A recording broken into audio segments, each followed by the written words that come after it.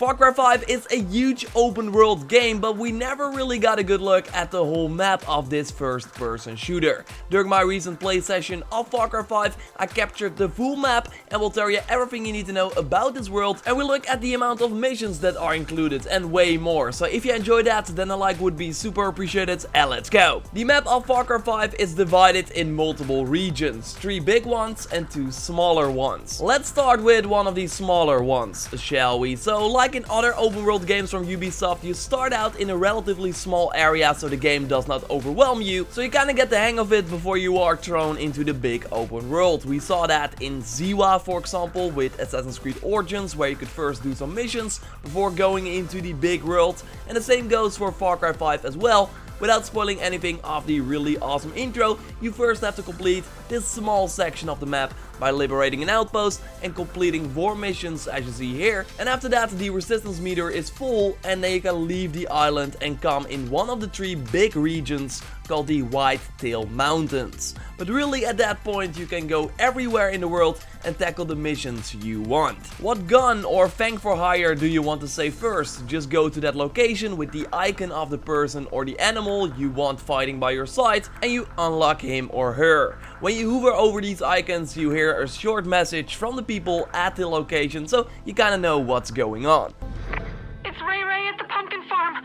Boomer's going crazy. I don't know what to do. Apart from the icons of the resistance people, you also see other points of interest on the map, and you can just go there to probably find more cult members to deal with. My first mission will be go to Raptor Peak and kill everyone that sets foot on my land. And by doing so, by killing these cult members, liberating outposts or helping civilians, the resistance meter fills. For example, for Jacob's region, you need 10,000 points to stop his reign over the area. But once you hit one of the dots on the resistance meter, something will happen. He might send better soldiers after you that will hunt you. Or these guys with bows, for example. High chance that they will also play a new cinematic where you might end up in a completely different level or a nightmare in the case of Jacob.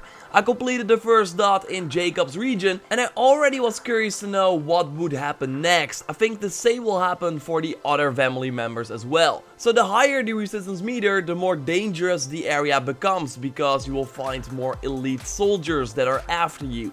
So if you're like, okay, this is getting a little bit too much, I need better weapons first, you can choose to go to another region and take on another family member and then later return to the region you already caused some trouble. In the map menu you see the progression and also the perks of the area. For example, in Faith's area, the sister of the Seed family, she's using a drug called the Bliss, and people that resist will be turned into so-called angels. So you will probably find a lot of drugged people in that area, so they'll be harder to kill, I would imagine. And in Jacob's area you will find, for example, special wolf enemies that are called judges. So every region has its own personality apart from the look that of course varies as well. In this information window we can also see how many outposts there are, how many specialists we can recruit, and also how many missions we can complete in the area. And if we combine the number of missions of each region, then we're almost at 150 missions. And the missions I played were like 15-20 minutes long, so do the math, that is a lot of content. Don't worry though, you don't have to do all the missions in order to take control over the region, but if you have a full resistance meter in all the 3 big regions,